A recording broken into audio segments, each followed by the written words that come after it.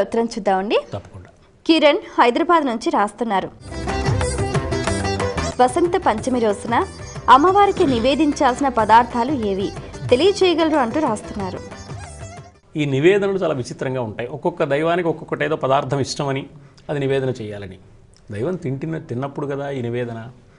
అందువల్ల దాని ఉద్దేశాలను గమనించి అర్థం చేసుకోవాలి మనం. అమ్మవారికి సరస్వతికి సర్వశుక్ల సరస్వతి అన్నారు. అంటే అంతా తెల్లగా ఉంటుంది అని. అంతా తెల్లగా ఉంటుందా? జుట్టు తెల్లగా ఉంటుందా ఎక్కడైనా? కాదు కదా. ఆ ఆంతర్యం మనం గమనిస్తే శుక్ల అంటే తెల్లదనం సత్వగుణానికి ప్రతీక అన్నమాట. ఈ తెల్లని రంగు సత్వగుణానికి ప్రతీక కాబట్టి తెల్లని పదార్థాలు అమ్మవారికి నివేదన చేయడం అంటే పాలతో వండిన పదార్థాలు, క్షీరాన్నం, ఇది నివేదన చేయడం అనే ఒక విధానాన్ని పెద్దలు ఏర్పాటు చేశారు.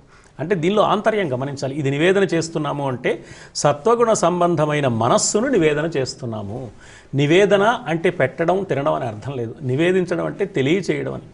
భటుడు వచ్చి రాజుగారికి ఆ వార్త నివేదించాడు అంటే తెలియజేశాడు. అమ్మా, నీ అనుగ్రహంతో సత్వగుణ సంపదతో బ్రతుకుతాను నేను, అందుకు కావలసిన శక్తియుక్తులు అనుగ్రహించు తల్లి అని ప్రార్థించడం, తల్లికి నివేదించడం.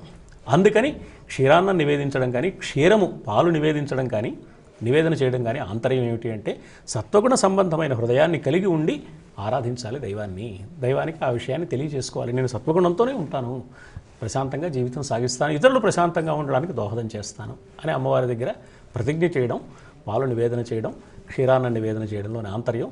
అందువల్ల ఏ నివేదన చేయాలి అనే సందేహం లేకుండా పాలు కానీ క్షీరాన్నం కానీ ఆనాడు నివేదన చేయడం అనే విధానం పెద్దలు మనకు సూచన చేశారు. చాలా సంతోషం అండి.